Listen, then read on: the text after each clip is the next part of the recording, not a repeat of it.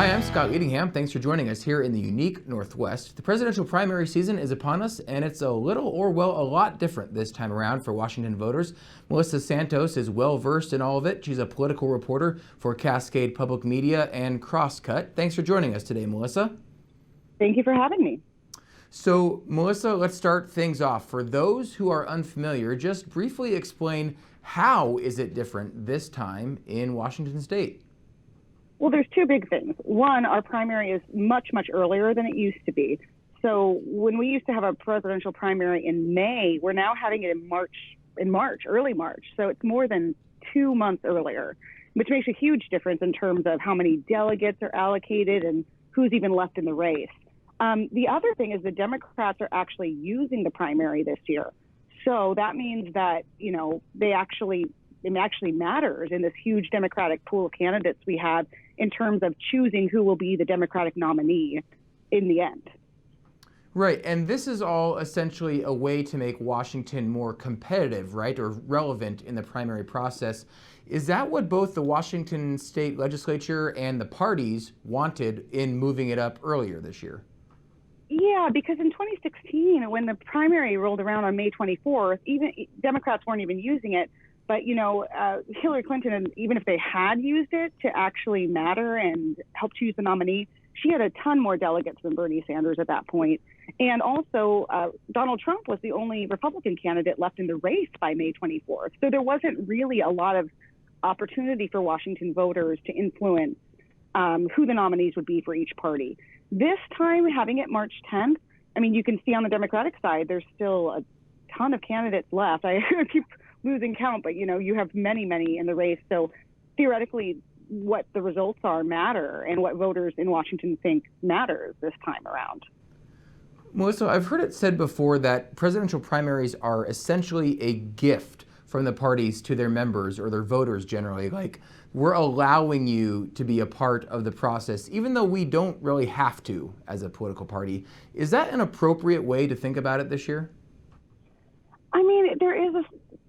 The reality is, this is a party nominating contest. So, each of the parties wants the people who participate and choose their candidate, their nominee, to be members of the party and not, outside insurgents or something like that. So there is that element to it.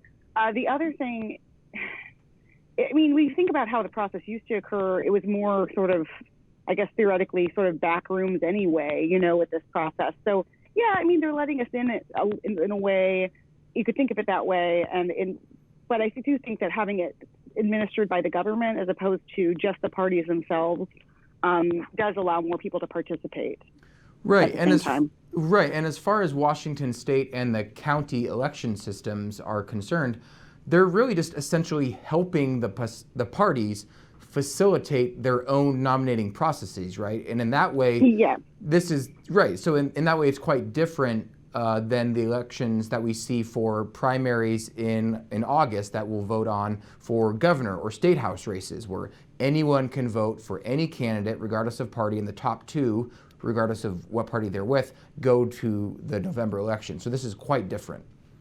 It is very different. So voters, you'll have to actually check a box saying what party you are affiliated with, or at least for this election, who you prefer, which party you prefer, for your vote to count. And that's not something Washington voters are used to doing in general for any other election, certainly not for the state's primary that is used for every other election except for the presidential one. Right, and you've been hearing from voters, like you said. I know Crosscut has been doing some polling ahead of the primary on Tuesday. So what you've been hearing from voters, I'm curious, what have they been saying? Like, is this confusing, or they don't like that they have to declare a party preference, or they're concerned about something else like election security? I'll note that this week's Secretary of State Kim Wyman, who's a Republican who oversees all the elections in the state, said she wouldn't be participating for some political reasons. Yeah, I do think voters are confused. One, why do I have to declare a party in order to participate in this? I never have to do that.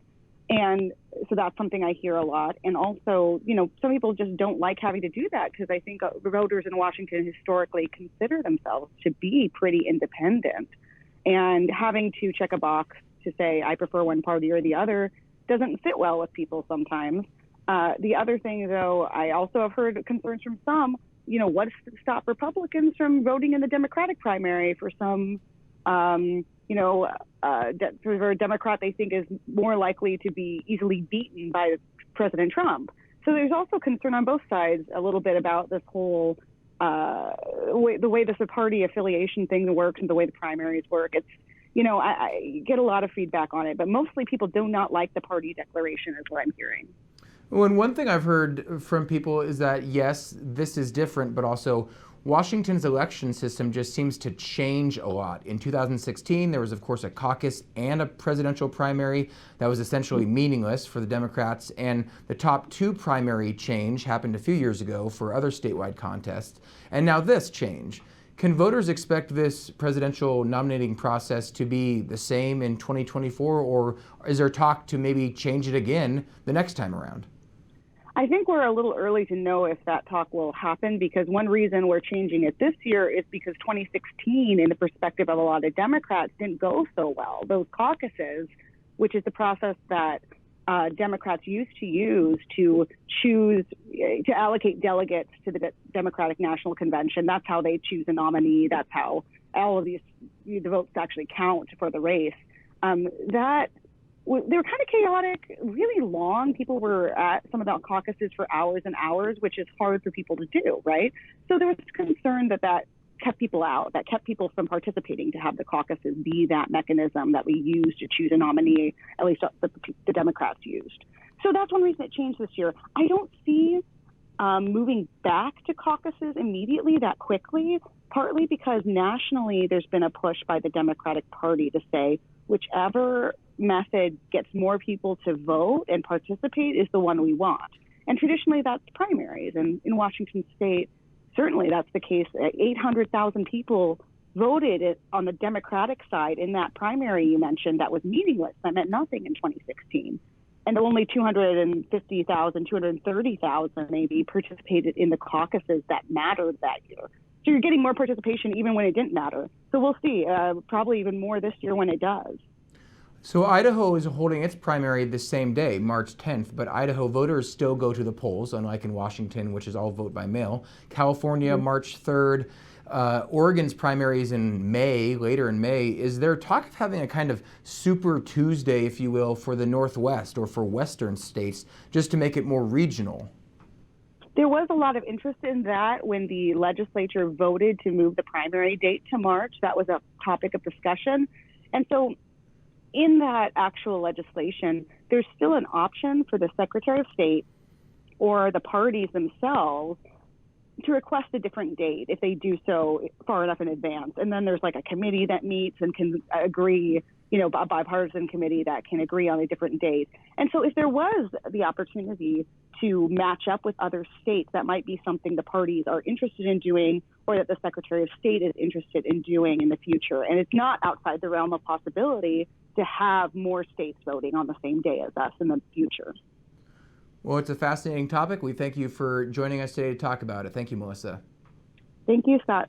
See all of Melissa's reporting on these and other topics at crosscut.com. And for more elections and voting news, come to the Vote 2020 page of nwpb.org. Thank you for joining us here in the unique Northwest.